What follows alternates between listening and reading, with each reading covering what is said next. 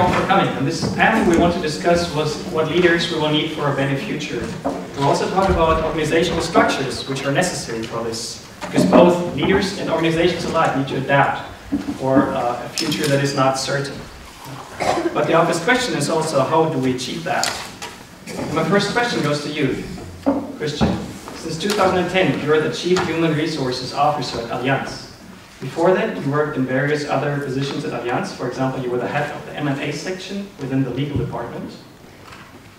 And you say that in leadership, execution is very important. Now, Allianz is an international conglomerate with more than 83 million customers in over 70 countries. And you have almost 150,000 employees. Now, how do modern leadership theories reflect to that? How do you execute with something you have heard now? Well, we've just heard a couple of apocalyptic statements. So leadership anyhow will not be needed going forward. Thomas Sattelberger said this morning, big corporations will all die. And I totally disagree with those statements. Just for the record, I made very clear that leadership will be needed and is needed. So I trust you're not quoting me. I was amply clear on that. Fantastic. So we have the first point of consensus, because I also believe that leadership will be very important going forward.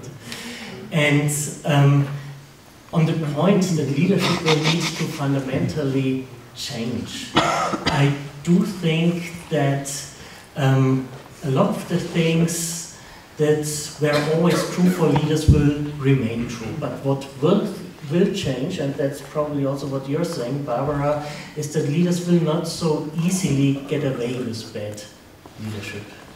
And the things, you said it's blah blah or kumbaya, but I think there is a couple of elements we in a company need to very carefully look at, because they're almost a bit like hygiene factors. So we heard this morning a couple of times, a leader must care about his employees. I think that's absolutely essential.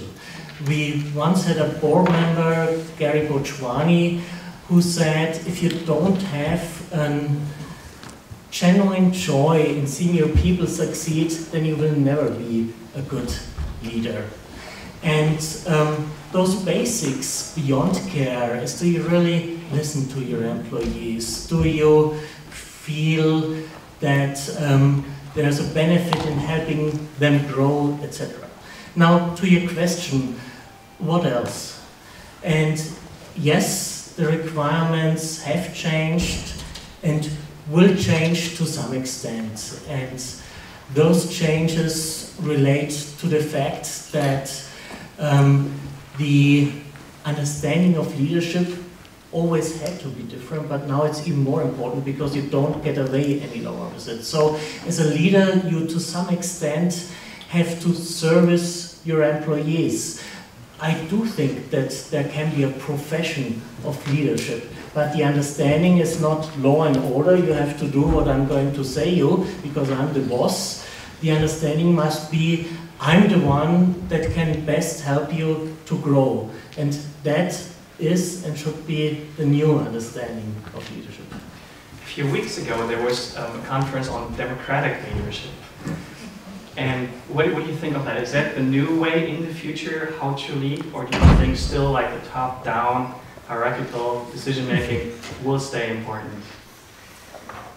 I think democratic leadership really needs to be, one needs to be a little careful using this term. What is really meant with that statement, democratic leadership? Is meant with that statement that you elect your CEO, then that is something I don't think that will work in a culture that we have right now. But is there an element in it? Should a CEO behave like he would be elected? Yes, that clearly is in it. When you ask for democracy in terms of, do I leverage the creativity, the innovation power? Definitely. There a lot of democracy, a lot of, as then Finckh put it, a lot of engagement of people is needed in order to have them very engaged, they need autonomy, they need mastery, they need purpose. By the way, purpose is also something that leaders must much more stress these days than they used to stress that in the past. Right next to you sits Isabell Welpe, who holds the chair for business administration at the Faculty of Economics at the Technische University of Munich. You have written several books also, and you've authored more than 60 articles and book chapters. Leadership and the future work are two of your main areas of research. You just heard Professor Kellerman talk about the leadership system and that it always depends on what qualities a leader needs to have. Don't we need some sort of a role model for a leader? I was very pleased to hear Professor Kellerman talk, and I agree that the true answer actually is it depends. But I do think we also know a little bit what it depends upon.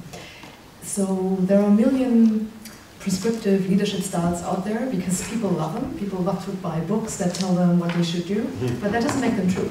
And from a research perspective, we do know that, and I think that'll stay the same, regardless of future technological developments, that good leadership behavior always works through establishing, maintaining, increasing trust and a basic sense of fairness. So whatever you need to do in a given context, be it with scientists or with lay people or with digital workers, you have to have that trust, because otherwise cooperative work, knowledge work cooperative work is impossible. So I do think that leaders need to pay attention to what actions will foster trust and a basic sense of fairness. And by the way, because you brought up the democratic organization, I co-hosted this conference. It is a misunderstanding that democratic organizations want to abolish hierarchy. That is a different question. The real question to ask is, does technology help us, enable us to quickly shift from one appropriate way of leading in one task to another, more appropriate way in leading a group of people with another task? And that is the question behind it. I think every company knows the challenge that you need to lead a team of autonomous researchers who are expert in their field quite differently than people who are on a basic business where it's about security, meeting a certain standard of quality. And all organizations are challenged how to create a culture that allows for the quick shifts of leadership styles to have a good match to whatever task is at hand. So do you think in the future, if you look like 20 years from now and with all of this awesome technology at our hands, do you think that leading will be different? That we will not always go to work, we work from home, and everybody, I don't know, works with Skype if that still exists or whatever. So how will leadership then function? Well, business models are changing due to digitalization and other forces. The world is more complex, more fast-moving, so in order to stay competitive, many companies already tell us today, with the existing business and organization models, we cannot compete anymore, so we need innovation in that area. And along with that, of course, you will need innovation in your leadership models, and companies will be in competition with not just their business model, but with their leadership and organization model, and that, of course, includes autonomy, working from home, finding the right mix between presence and virtual work and other things, yes. And I guess also the style, the leadership style should be different in terms of who you're going to lead. Yeah, but that's already the case now. Yeah, of course. But in the future we will have, we focus so much on diversity. Diversity has become such a big issue. And in Germany, diversity almost exclusively focuses on the gender issue. Do you think that's the right way? Because in the future it would lead to the people in different cultures. No, we're a bit behind, I agree, but there's some companies, I believe Allianz is one of them, who extend the term diversity to other aspects, as it should be done, of course. Okay. So before I answer any question, can I answer my colleague? Sure. Okay. So you've given me a great opportunity to make a comment on ethics. So it would seem that your statement about, well, we can at least say, even if we can't talk about many specifics, what did you say, fairness and trust and fairness, that would seem indisputable. Like, okay, who could argue with motherhood and apple pie? At the same time, there are many examples of great leaders where it's agreed they're great. Franklin Roosevelt, Abraham Lincoln, Steve Jobs, where they were neither fair, nor equitable, nor trustworthy. In fact, they lied through their teeth. They, in some cases, were mean and nasty. The only reason I'm making the point is because people are forever wanting a single thing that we can say. And that's often, this ethical issue is often one of them. We have, since the collapse of Enron, which most of you probably heard of, in 2001, ethics courses around the country have proliferated, to which my response is, if we knew how to teach ethics, we would have done so 5,000 years ago. There is no evidence that we know how to teach ethics, and if we know how to teach ethics, do we teach it to kids who are 5? Do we teach it to 15-year-olds? Do we teach an ethics course to MBAs, 25, 30, 35-year-olds? So I'm not saying they're no good whatsoever. I'm saying these things are, even ethics and trust, I would argue, is not across the board. Franklin Roosevelt felt it necessary to lie to the American people about some actions that he took before entering World War II. I look back at that and I think it was the correct thing to do, even though it was an out-and-out lie. Lincoln did the same. Steve Jobs did the same. And there are 1,000 other examples of this. I'm just making the point that even the most obvious attribute sometimes does not apply. And that the problem with leadership, the glory of it, what makes it endlessly interesting, is precisely this complexity. So anybody who seeks to simplify is almost certainly making a mistake. You had a question? Yes, I'll be very short. One thing I need to ask, because in the interview we did in the run-up to this conference, you said that you teach your students also William Shakespeare, Plato, obviously, but now I'm trying to understand, if I'm an executive in a company and I have to lead a department or like the whole thing, and what does it help me to understand Macbeth? Oh, it's such a good question. I promise to be brief, so I will simply say that one of the tensions you're raising is riddled through American education. Now, everybody wants a job, and so they're interested in taking courses that will give them a set of practical skills that will help them make decisions and strategize and know computers and so forth, versus more traditional academics or thinkers who believe there is virtue to reading philosophy, to believe there is virtue to reading the great literature, who believe there is virtue to knowing history, and so forth and so on. So one could say your question is pitting the liberal arts against the more contemporaneous approach to education, which is skills courses, and I can only answer you. I've taught a course called Leadership Literacy. I've written a book about the really great leadership literature, beginning with Lao Tzu and Confucius and Plato and going all the way through Lenin. By the way, in the course I teach Mein Kampf. That is, you want to understand Hitler? Read Mein Kampf. So I have a very eclectic liberal arts approach to a subject that I think requires it. Christian, you are a leader in one of the biggest companies of Germany. If you read Mein Kampf, would that help you in your position? I wouldn't read Mein Kampf because as a German I wouldn't supposed to be reading Mein Kampf. That's a political no-go in Germany. Okay, but would any other literature help you in your actual work as a leader?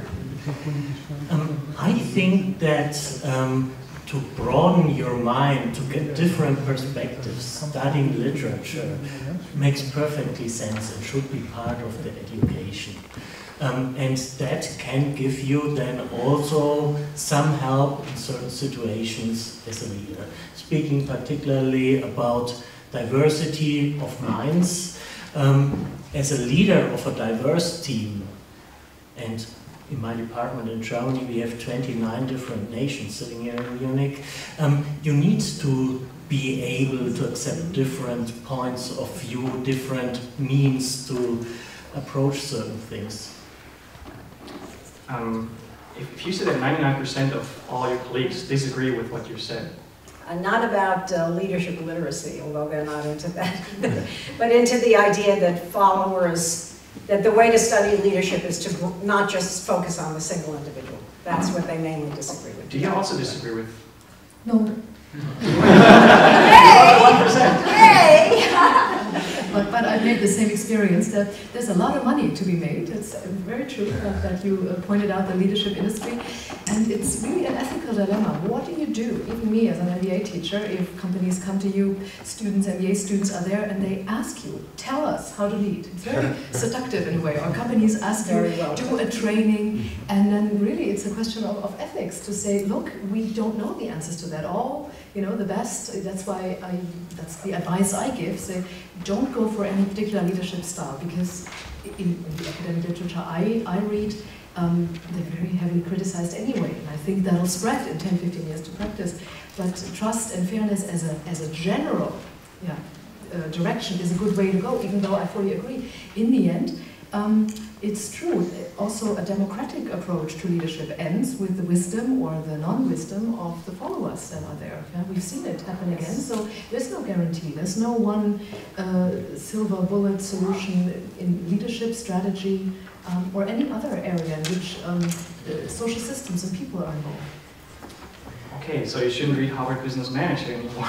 Yeah, no, you should read them. They're good for inspiration and very interesting case studies. But what you shouldn't do is say, oh, you know, company A did that, so I should be doing the exact same thing, because they had a different context. And there are still means to measure good leadership, I would argue. And Barbara, you said, and this time I'm reading very carefully my notes, we don't know how to get rid of them. The leaders, if they're not good. And I think today we have certain means of measure good leadership.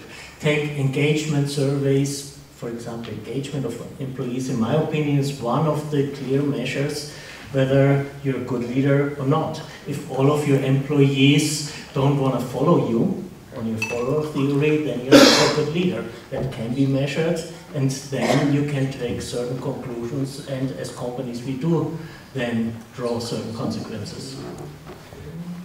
Okay, well, one could argue that, I'm not going to argue with you, but one could argue that... Because they're supposed to be asking.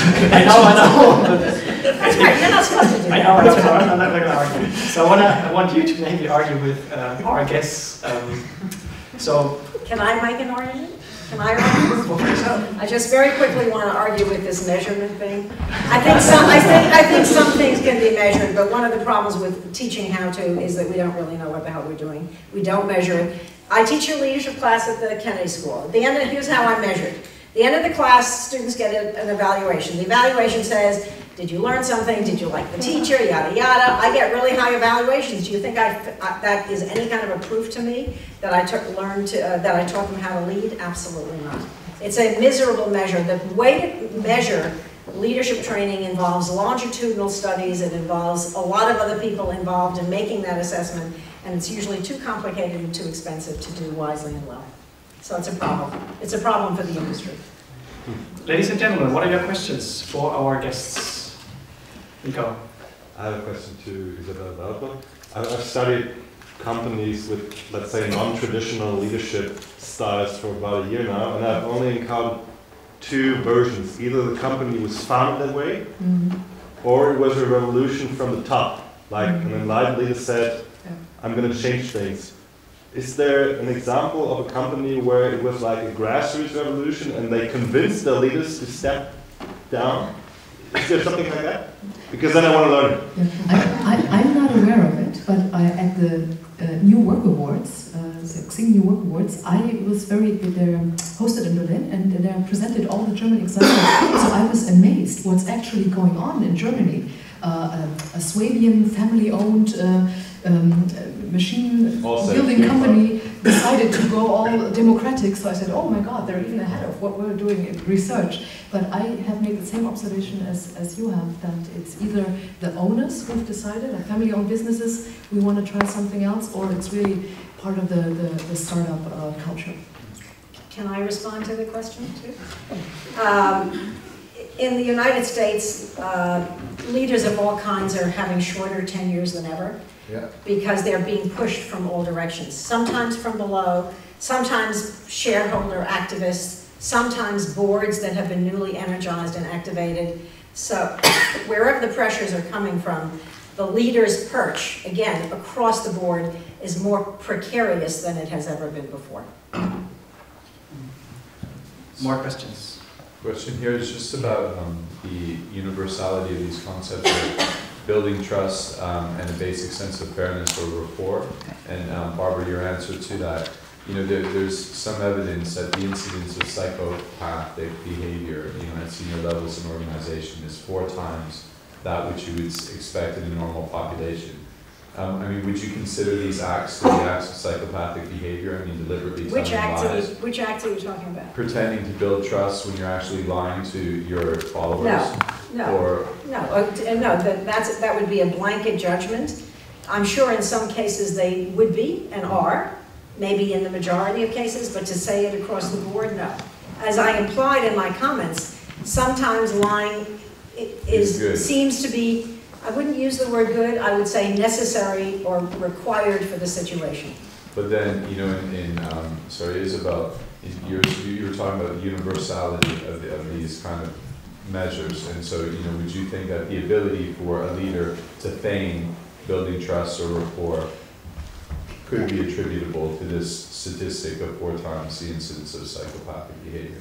I don't know about that link, but what is leadership in essence? I think leadership in essence is influence on thoughts, emotions, behavior of others.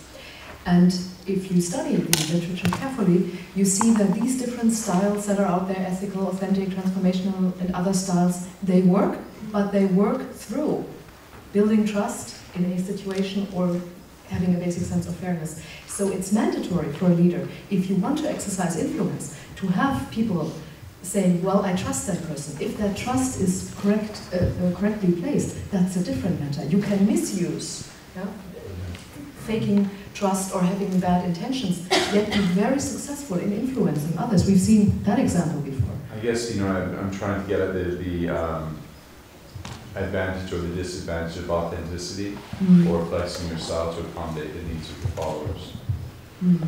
Authenticity. I hate the word. Me too.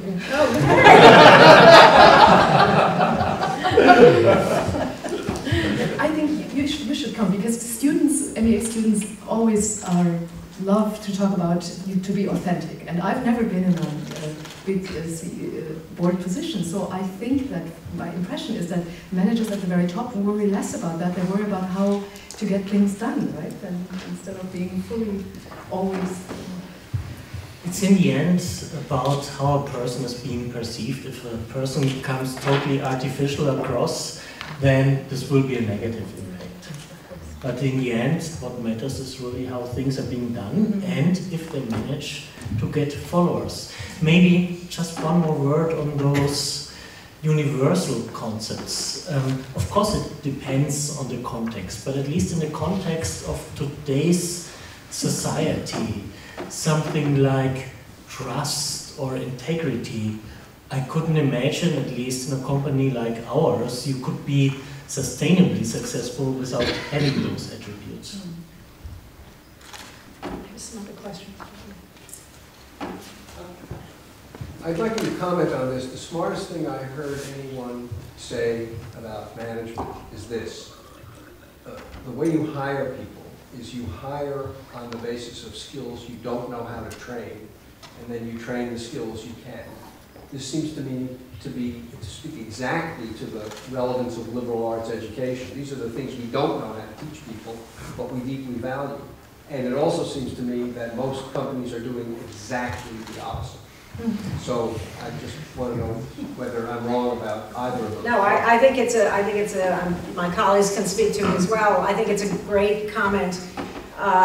You know, now I'm struck by how leaders and managers have to hire. It's not quite what you're saying, Barry, but it's about hiring for your deficits. I'm particularly thinking of technology. So let's talk about CEOs or upper level managers. Let's say they're typically in their late 30s, 40s, 50s, maybe even early 60s. Certainly in the States, they're in their early 60s. There is no way in hell most of them have a clue as to what the latest technologies are. And even if you're 30, there's a 25-year-old or a 20-year-old who knows more than you do. So you're forever having to hire in that area glaringly, but in other areas you hire for your weaknesses. You make sure you surround yourself, the best leaders, as far as I'm concerned, surround themselves with people who compensate for their own deficits. And that is really a fascinating topic because, yes, a lot of big corporations will need to undergo a certain change. And for example, at our company, we're making every year 25,000 decisions on who shall be filling a position. So you have a huge lever, and if you exactly know in which direction to go, if you would exactly know what attributes you should be looking for, you could steer then those 25,000 decisions per year. But it's a very difficult thing.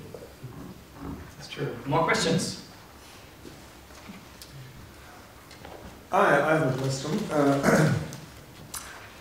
My perception is that leadership is very often about organizational structures. So that leaders often define the area of influence as the silos or the organizational charts that they are responsible for. And therefore, I observe in many companies that organizational structures are the ones that are the biggest barriers regarding innovation, regarding true change. So you try to change an organizational structure, but then you just change something which is still old-fashioned and doesn't work because you still keep this silo mentality. So what do you think are future models to make organizational structures more liquid? Because I do not have the perception that changing an organizational structure every quarter of the year really helps to change a company. If I may start. Yes, go ahead. You're saying it mostly depends on the organizational structure, and indeed organizational structure and the complexity coming along with that plays a big role. But in the essence, most people that are getting frustrated in an organization and that are leaving the organization are not frustrated because of the organizational structure. They're mostly frustrated because of the human being that is their direct boss. And therefore, this human being will continue to play the most important role in the organization. And then to your question, what organizational structures of the future? Clearly, one of the big tasks for huge organizations is breaking down silos, making sure that there's a lot of collaboration between the silos. What not necessarily reduces complexity, to the contrary, it increases complexity. And in the end, it's always not a either or. You probably need to have both. So for execution, that was your question in the very beginning. If you really want to achieve a change in a huge organization, you need to have a very strict execution discipline. You need a certain bureaucracy in order to achieve that. And the machine has to somehow work, otherwise you will never achieve something. But if you want to make sure that certain things are driven forward in a much more agile way, that things are becoming faster, you need to make sure that in places where you still have this hierarchy idea, so I have to go up to the number one in my hierarchy, he goes over to the next silo, down, up, over, down. This, of course, doesn't work any longer. So by breaking down hierarchies, breaking down the understanding that a certain position is linked to the person and not to the job, that is definitely helpful and something we need to do, and we have started to do. So we have time for one more last question. Can I add on one thing? Okay, Okay, so your question has much bigger implications, actually, than just within organizations. Because we basically train and teach our leaders to lead within a silo. Sometimes that silo is in an organization, sometimes it's within an organization, sometimes that silo, and this is really the point I want to make, is within a nation. So if you're talking about Angela Merkel, you're talking about as leader of Germany. But as my last point implied, and as President Bill Clinton, this is Bill Clinton in a different context, learned bitterly, when you ask him what his biggest mistake was as president, he does not say Monica Lewinsky, he says Rwanda. Everybody knew about Rwanda before Rwanda happened. By the way, Rwanda is the most efficient genocide in human history. Almost 1 million dead in 4 months' time. Everybody knew about it. Boutros Boutros-Ghali, the head of the UN, all the European powers, certainly the United States, the Congress, everybody said we're not going to go in. All I'm saying is that this silo question of who do I lead, when, and how. Am I, as President of the United States or as Chancellor of Germany, am I responsible primarily to the American people or to the German people, or is there a greater responsibility? And this issue of responsibility beyond the traditional silos, especially in a day and age when we know everything everywhere, is a very big leadership question and cannot be answered the same in the second decade, or should not, of the 21st century as it would have been 50 or 100 years ago. The last question, the lady in red So here. is it allowed to make a comment instead of a question? Sure. So I'm Dorothee Echter. I'm in the top management consulting business since 20 years, being top manager, having been top manager myself before. So for me, one of the most interesting questions ever is, why do people follow a boss? Why do they do that? You know, and my experience is they never follow because in top management, people never follow a leader because of leadership skills, leadership competencies, leadership attitudes, and so on. They always follow the ambition. They always follow something that is very substantial, original, personal. So how does a leader lead, or how does a leader drive a company? And leadership is a phenomenon of resonance. So when people go into resonance with the ambition, not with leadership skills or leadership competencies, that's my experience. Thank you for this comment. I would like to end this panel with a short question that I would like you to finish briefly. The best leader that I have come across in my lifetime was? Not personally, but Mahatma Gandhi, achieving a lot without force.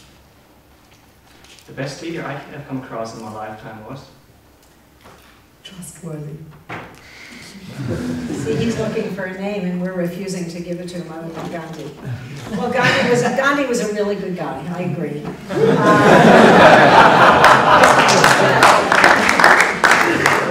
My answer is it depends. Depends on what your criteria are of good, how is good defined as ethical, is good defined as competent. So it's the age-old leadership answer, which is, it depends. Thank you very much. Christian Finckh, Isabell Welpe, Barbara Kellerman.